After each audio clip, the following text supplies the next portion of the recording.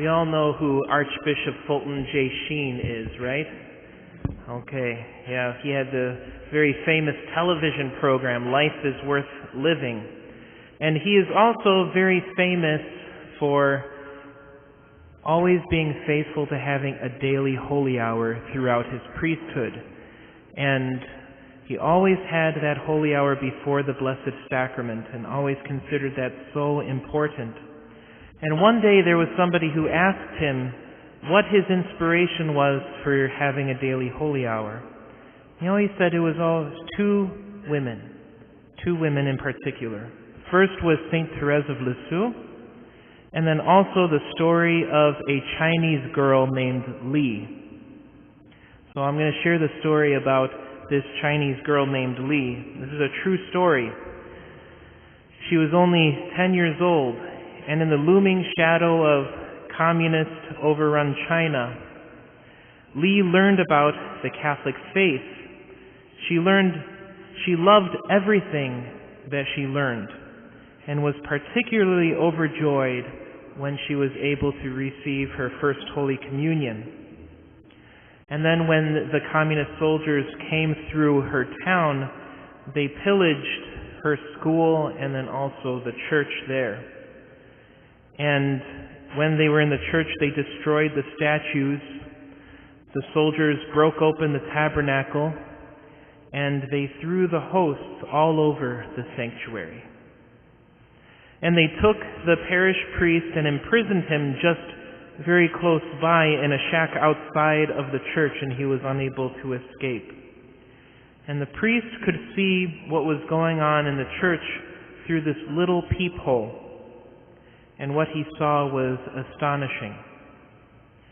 After the soldiers left, little 10-year-old Li came in, knelt in adoration of Jesus on the ground. And this was before Vatican II, so at the time, only the priest or the deacon could touch the Eucharist with their hands, and Li knew this. So she spent time kneeling before Jesus, truly present in the Eucharist, strewn on the floor, and she bent down and received the Eucharist on her tongue. And she remembered what was taught at Catholic school, that you should only receive one host at a time. So she started coming every single day, receiving one host by another, every single day, coming in, kneeling in adoration, all the while the priest was watching from where he was kept imprisoned. She knelt in adoration where the altar was destroyed, and there was one last host of the Eucharist there.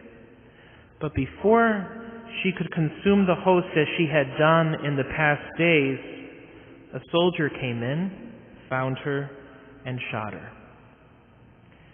Before she took her last breath, she struggled to receive the Eucharist on her tongue.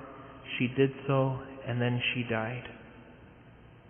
And this is what Archbishop Sheen said inspired him the most. The witness of this young Chinese girl who was martyred for her faith and her love for the Eucharist. Today we celebrate not just a symbol. It's not just a symbol of Jesus. It's truly Jesus present in the Blessed Sacrament.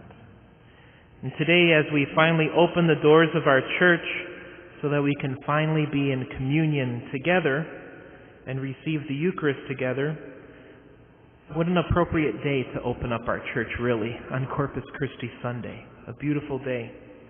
We take this moment to contemplate on who we receive today. Jesus Christ, truly present in the Eucharist, body, blood, soul, and divinity. On this Corpus Christi Sunday, we praise God for His gift to us, that this is how He remains present with us, and we ask that He make His home in our hearts. And soon, during the offertory, we'll sing a song composed by Michael, that He lead us deeper and ever higher. Lead us deeper into love of Christ. O precious, and wonderful banquet that brings us salvation and contains all sweetness. Lord Jesus, present in the Eucharist, have mercy on us and show us your love.